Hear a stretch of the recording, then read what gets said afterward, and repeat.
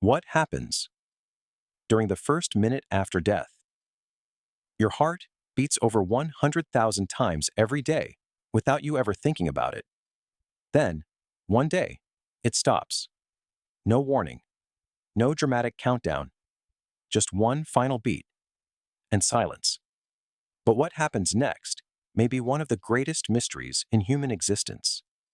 For years, scientists believed death was a simple shutdown, a gradual fading of consciousness as the body powered off. Yet recent research suggests something far more astonishing may occur. The first minute after death could be one of the most intense moments your brain ever experiences. The moment your heart stops, blood circulation comes to a halt. Oxygen is no longer being delivered throughout your body. Every organ instantly loses its lifeline. Yet surprisingly, nothing changes immediately. For several seconds, your brain continues operating using the oxygen and energy reserves already available. Neurons still communicate. Electrical signals still travel through complex neural pathways. In a very real sense, you are still there. Your final thoughts may continue uninterrupted, completely unaware that your heart has already stopped beating. But this fragile state doesn't last long. Within roughly 10 seconds, oxygen levels begin to fall. The brain, which consumes a massive portion of the body's oxygen supply, starts recognizing that something is wrong. Areas responsible for awareness, perception, and conscious thought begin shutting down. From the outside, you appear unconscious.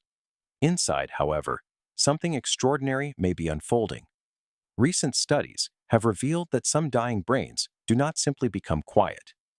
Instead, they show a sudden burst of intense activity. Researchers observing brain activity during the dying process discovered powerful surges of gamma waves, brain patterns normally linked to consciousness, memory, dreams, and heightened awareness. Rather than fading into darkness, parts of the brain appeared to become unusually active. It's as if the brain makes one final effort before everything goes silent. This finding may help explain something reported by countless people who were clinically dead but later revived. Many describe vivid experiences. Some report seeing brilliant lights. Others describe floating above their bodies. Many speak of an overwhelming feeling of peace, unlike anything they had ever experienced. And then, there's perhaps the most fascinating report of all, the life review. You've probably heard the phrase, "My life flashed before my eyes." But survivors often say it wasn't a highlight reel of major achievements.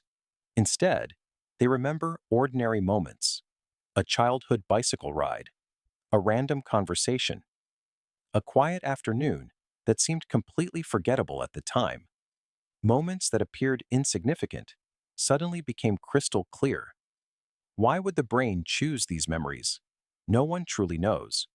Some neuroscientists believe that as brain networks become highly activated during oxygen deprivation, vast stores of memories may be accessed simultaneously. If that's true, your brain could be holding far more information than you ever imagined. While these mysterious events may be occurring in the mind, the rest of the body is entering a very different phase. Without oxygen, cells begin switching to emergency energy production methods. This process keeps them alive temporarily, but it comes at a cost. Acidic byproducts begin accumulating throughout tissues. Muscles relax. The body grows still. Pupils become fixed. Externally, life appears to have ended. Yet researchers studying cardiac arrest survivors have uncovered something difficult to explain.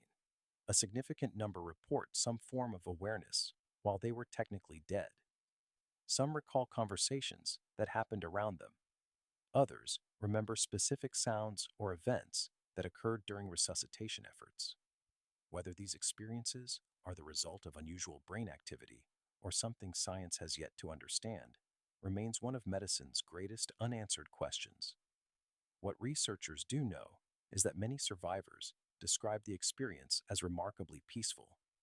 Fear often disappears. Pain fades. A sense of calm takes its place.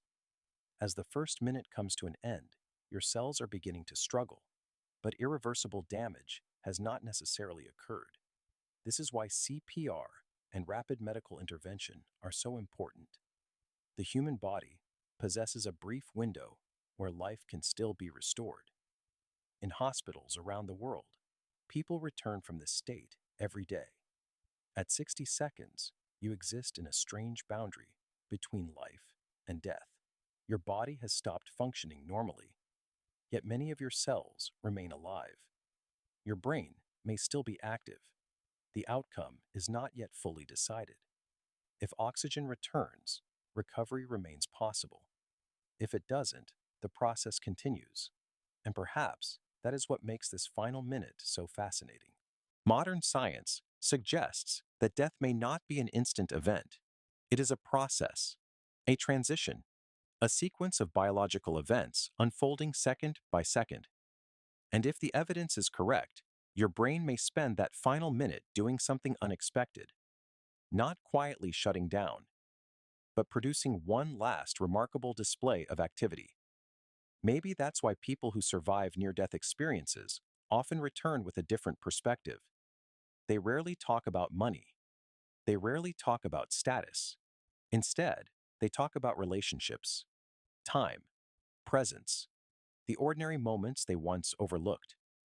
Because in the end, those ordinary moments may be the ones that matter most. The conversation with a friend, the walk home at sunset, the random Tuesday afternoon you thought would be forgotten forever. Your brain remembers more than you realize. And in your final minute, it may remind you of every second that made your life your own.